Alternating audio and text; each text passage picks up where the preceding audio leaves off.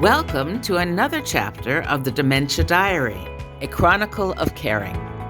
I'm your host and author, Barbara Diamond, sharing with you my true story of caring for a loved one with memory loss. This chapter is titled Parallel Realities. Hubby and I spend a significant amount of time watching television. Personally, I am very tired of the slick American movies and television series where everyone is gorgeous and skinny and brilliant, a vampire or a superhero. There are only so many predictable permutations, and the United States filmmakers seem to have run out of ideas. We have begun watching some fascinating Turkish television series on Netflix. The characters and the plots are really interesting. They're outstanding. There can be hundreds of segments, which occupied us during a COVID-19 pandemic lockdown. The problem, of course, was and is, it should come as no surprise, we do not speak Turkish. Therefore, there are English subtitles. And hubby has new prescription glasses, which he can now read television subtitles and the English below.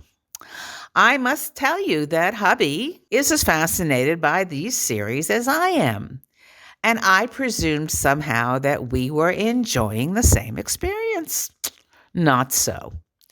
The other night, there was a romantic scene where two people fell in love, who were falling in love, I guess. They then fell into bed with one another. And hubby decided to explain to me, during the good part, of course, that he's tired of all these prison movies.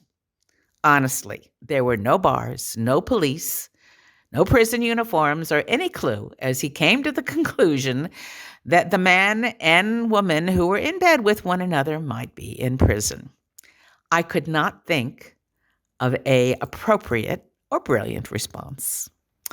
This evening, I wanted to join a Zoom conference with international political leaders. The panel members were all esteemed contributors to different levels of governance. The panel was in English. It aired at our dinner time. So I placed my iPad on the dining table so I could do two things at one time. The first challenge was that hubby was reading his newspaper at the same table.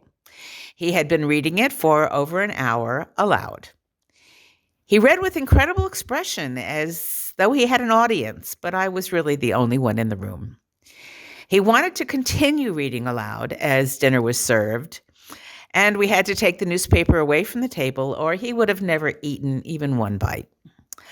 Then the Zoom panel began. So hubby decided that he would argue with the speakers. Fortunately, we were already muted and they couldn't hear him. A major complication is that hubby was not actually following the context of the event, and so he decided to verbalize his contrary opinions to what he thought that they were expressing. He could not control his reactions. My holding my head in my hands was not a clear enough message to him. Finally, in a weak moment, I exclaimed, "I can't take this anymore." I grabbed the iPad. I ran into the next room in order to listen without competition. I actually went to hide in my favorite corner where no one can see me, and then watched the rest of the Zoom conference. I must admit, it was not one of my finest moments. Just as I begin to fool myself that all has calmed down in our lives and we are back to a new normal, the illusion is again upended. Hubby and I got comfortable after dinner, and I tried to watch a French television series called Lupin. It began with an auction at the Louvre Museum of Art in Paris. The first showing was a iconic glass entrance for the Louvre Museum, and I reminded Bernard that we had been there many times before. We especially went to see the first painting that the film showed on the screen. It was the Mona Lisa.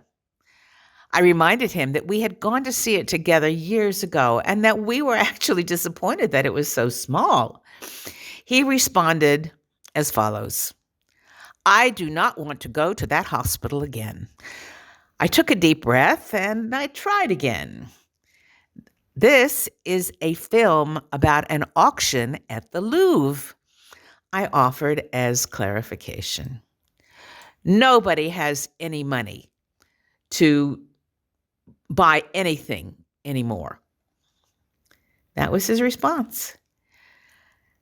So he responded, and I explained that this is simply a series that was made years ago in France.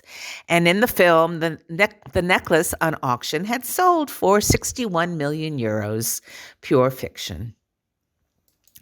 Often when we're watching a movie, hubby will comment that no one in the film is wearing a mask.